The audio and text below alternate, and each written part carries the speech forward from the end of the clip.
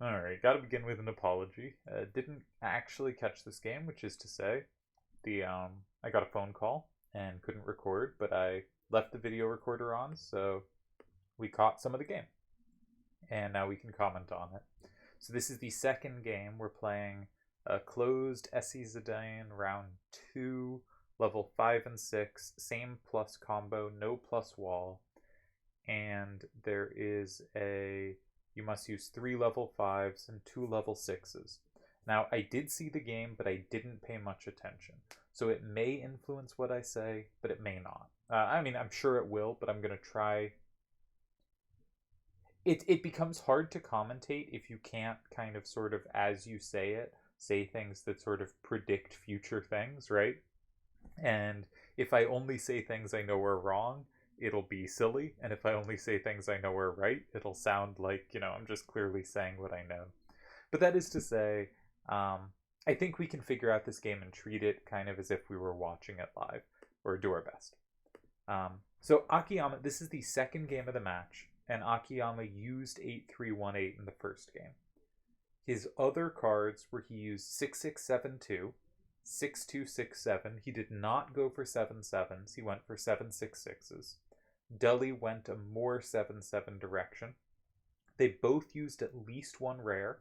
Dully used Poo-Poo 3A21, and Akiyama used Power Seraph 1393, though we don't know for sure what Akiyama's fifth card was, and I thought it was possible it was a Poo-Poo as well, because Dully started in 5 and Akiyama played 8-3-1-8 and 8, and I thought it was possible he had Poo-Poo as a capture in 7. Otherwise, it is a kind of high-risk, high-reward move that can make some sense, and I talked about it there. But if so, it made, I thought, more sense. Now, with this 8-3-8-1-8 starter, there's a question. Is he saying, you can't capture this because this is same plus combo? Is he saying, you could set up against this in 5, but you won't know then which combos I have? You'll have both, but I might have some, and it will be very scary and weird for you to play around. Or is he saying, I just have the recaptures? Because we've seen 2 rares that do, in fact, the 1393 and the 3A21, have captures here. And if he has both in his hand, he has this covered. So it's a kind of weird spot for Deli, I think, because you don't really know what to set up. And I know from him talking, he strongly considered going in 5, but didn't like the uncertainty of knowing whether Akiyama had the same squares.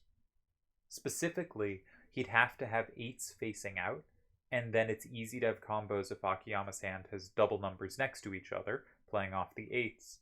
And it seemed likely Akiyama would have that. If he switched to 7-7 corners, he has it. But if he's stuck with 7-6-6 corners, he also still has it. So Deli ends up going a different route. Goes in 2. Now, from here, it seems likely Deli has an 8-8 corner that can capture it from 1 with an 8 facing out. Generally speaking, stuff from what we've seen of the rares, I didn't check if there were other rares, but from what we've seen of the rares, they generally go down and right? You can generally take 8-8s that are at the bottom right, but maybe can't take 8s that are at the top left. Though again, I didn't check. Now I'm remembering what card Deli said he had at the end, so I'm going to mention it now because I think it's useful to understand this move. He has 2-8-8-5 in his hand. And so we can see how 2-8-8-5 could have been a card that would fit into 5 and set up 2-4-7-7, but we can also see why this move is made. 2-8-8-5 has the recaptures in both spots with an 8 facing out. Now, the 8 facing out from 3 has some danger to it. Has some real significant danger to it, because there could be a plus in 6, of course. How often are there going to be 0 gaps between your down and up facing? I'm not sure. Last game, Akiyama used 6-7-6-2, which would achieve that, and Deli used 7-1-7-4, which would also achieve that. So it seems like a kind of thing that's happening. Akiyama, I think, makes a pretty interesting choice here. Uses 1-3-9-3. Now this perhaps suggests the double rare hand, that his starter was in fact well supported by level 5s ready to be recaptured, which is an interesting thing. If so, however, he has given up his recapture in 6.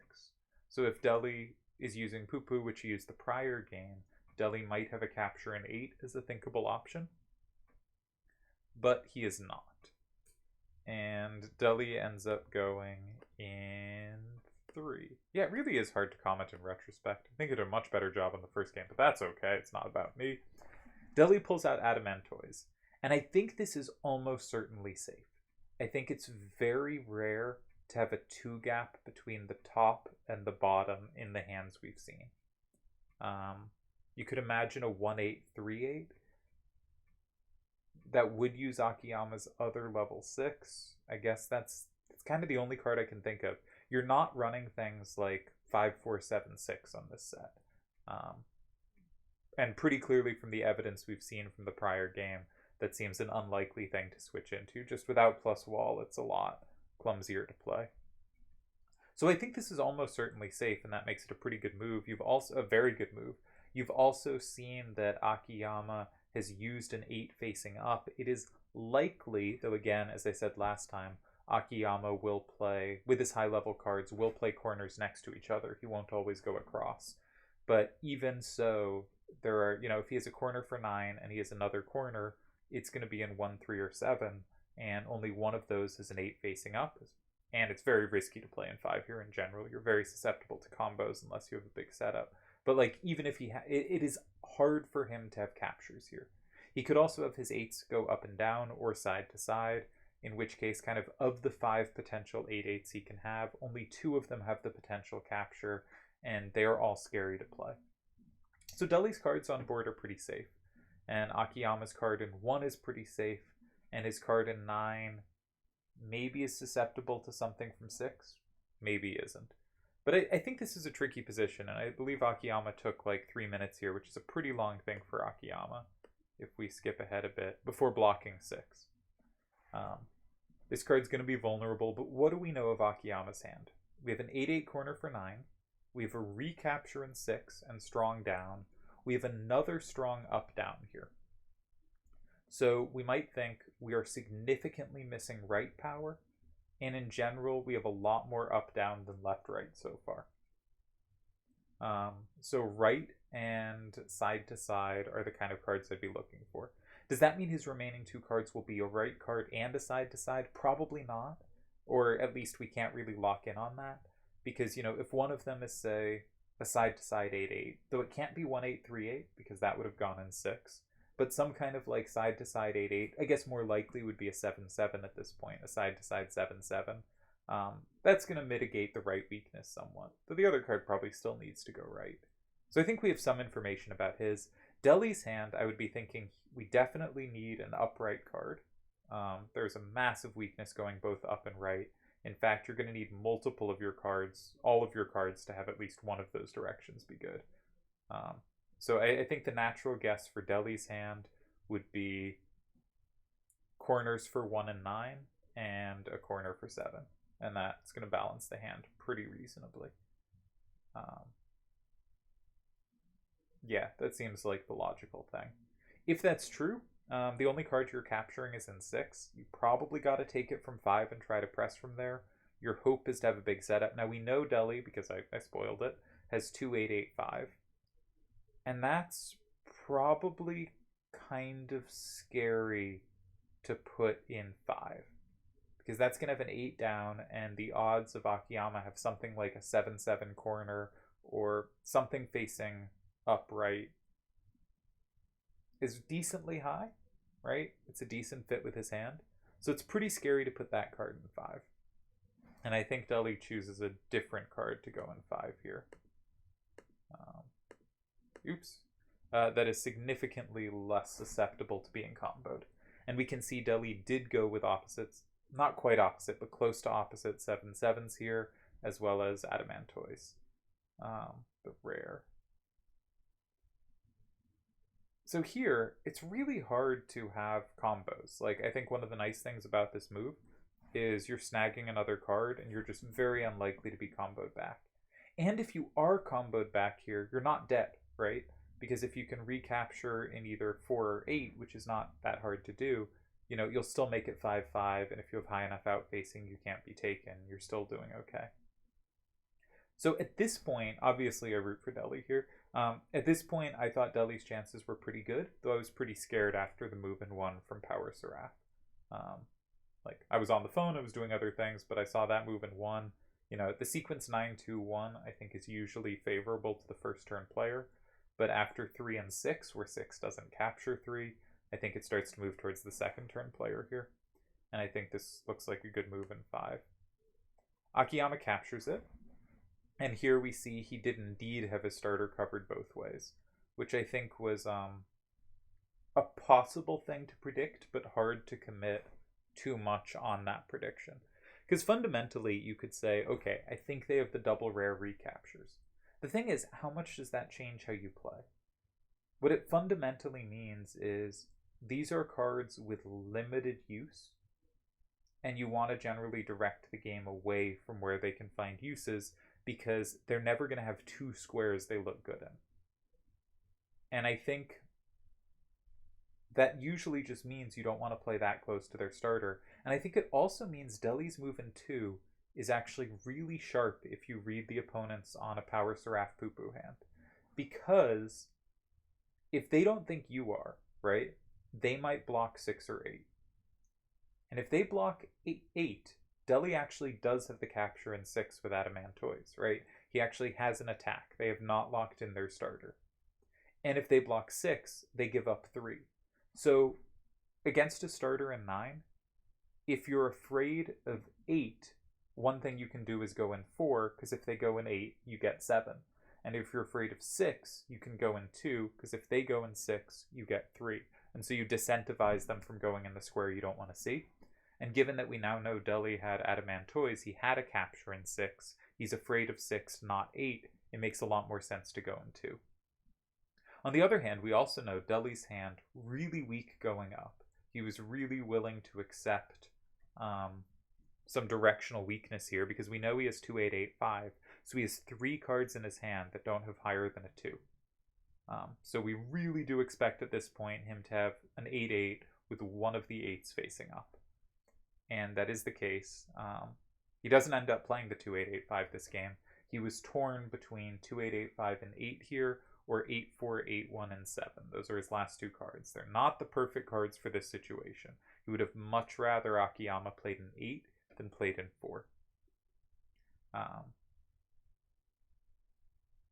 But Akiyama picked well here. And so I think there's a real question.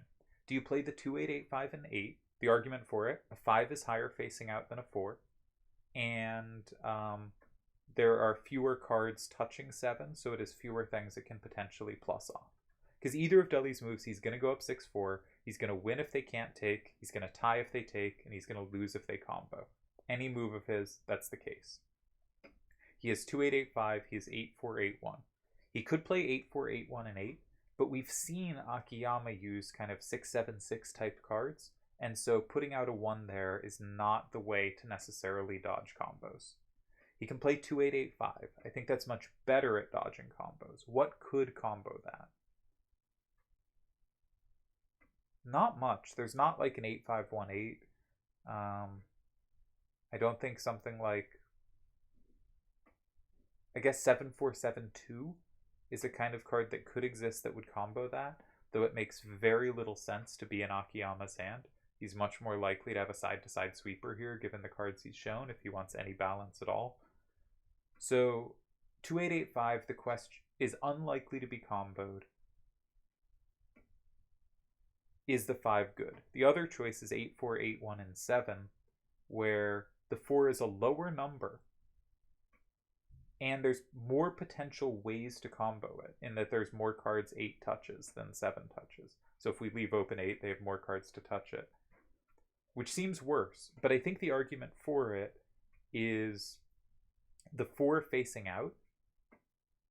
Akiyama, there's a decent chance he has left himself with an upright card, right? That seems like a kind of fit with his hand. He played an up-down card, he played a down card, he played a right card, he played an up-left card. Upright or side-to-side seems kind of most likely for his last card. And if it is upright, then if we go in 7, he might just miss us entirely, right? And so I think Delhi makes a pretty good choice, and it ends up not mattering either way. Both lead to the same result, which is, and I think I missed the moment the move was made, so we didn't reload at the right moment, so we'll skip ahead to the end of the game. But Akiyama had 2-8-3-8, a card Delhi actually used in the first game, which gave him a very good sweeper for 7, because the 2 facing down means that 8 is taking anything, and still a very good sweeper for 8, because that 8 to the right means the 8's facing anything. So Akiyama had set it up very nicely, so he couldn't possibly lose given his final card. I think they played some interesting close games so far. Hopefully, if they play more, I catch it live and can record properly. But I wanted to take a peek at this one. I think they've been interesting games, and they're two of the best players regardless of open or close, so it's interesting to see what they do and how they adapt to this rule set. I think it's been neat that they haven't locked into kind of just 7-7 and 8-8 corners. You know, we see up and downs in both players' hands, right? Delhi has the 8-4-8-1, Akiyama has the 2-8-3-8, Akiyama has the 7-1-7-4, Delhi used the 2-8-3-8 the prior game. I think Akiyama, both are using rares. Here, in this game, Akiyama's was pretty interesting, specifically setting up to defend the 8-3-1-8, finding the starter, but it does commit him to potentially holding on to risky cards. And as Delhi said afterwards, if he had met 9 and 5, he's probably in great shape, because Akiyama's hand actually has like no double numbers. Or, I mean, it has double numbers, like 1-3-9-3 is a double number, but no double corners once the 8-3-1-8 is out of his hand. So if Delhi plays something like 2-8-8-5 and 5, Delhi has 6 and 8, and Akiyama kind of has both in that he has a capture in each, but kind of has neither in that he combos nothing. And that might have been a really good chance for Delhi to win. But it's hard to pull the trigger on. I think Akiyama has handled these games very well. But I suspect he went double rare both games. And I think that's really risky. I think it's really risky to hold on to cards that have kind of one square on the board they can do much. Or one type of thing. And Akiyama has been really good so far at finding other ways to use them, right? 1-3-9-3 had a recapture in 6, but it landed in 1 and was safe there. 3-A-2-1, you know, was good taking back an 8, but it ended up landing in 4 and helped essentially power up his 2-8-3-8 to make sure it could sweep the endgame. So maybe there's more use than I'm giving it credit for, and maybe he is a good enough player these cards will find use. But I am, as I always am, very skeptical of the whole rare endeavor and see it as kind of risky. And we haven't yet seen a game where there's big combo potential. And closed, that's always very scary, because if you set up combos for you and they happen to have cards that do the same things, you can just lose on the spot. And both these players have been avoiding that, which I think is smart with plus wall off, because with plus wall off, it's harder to lose on the spot other ways. But I wonder, as we move towards bigger combo setups, which likely will happen at some point, if that changes things. But I have no idea who has the advantage in this matchup. I think both these players are so good. I obviously have a bias, so see it more from that perspective. And in this one, I know a little more about the cards. But, you know, these are two good players playing good triple triad. And I hope you enjoyed these games.